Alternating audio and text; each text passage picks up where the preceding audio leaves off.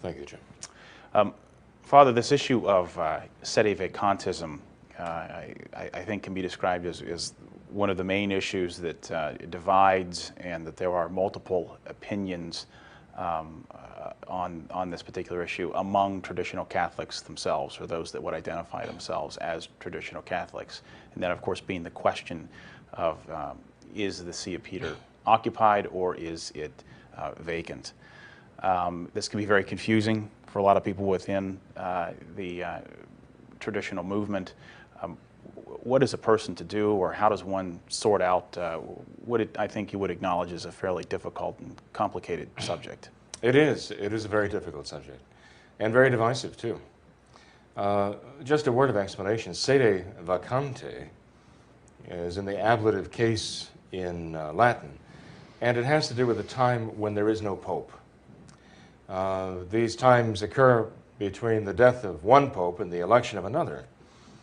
And there have been extended periods of time in the Church's history when there was no new pope elected after a pope had died. For example, in the 1200s, there was almost a 3-year period from the death of one pope to the election of another. There has also been a period of great confusion in the Church when there seemed to be multiple popes. Of course, there could only be one true pope.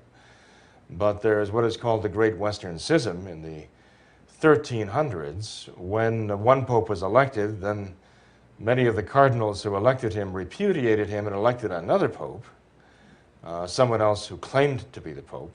And then years later, as this dragged on, there was an effort to resolve this problem of two different claimants to the papacy by having the two who, let's say, who were successors. One would die in each line, and then another would be elected, and you had these two lineages following side by side, one in Rome and one in Avignon. And then some people tried to resolve the issue by having the two of Avignon and Rome resign and have another one elected in Pisa. Well, yes, there was one elected in Pisa at a council, but the other two did not resign, so then you had three.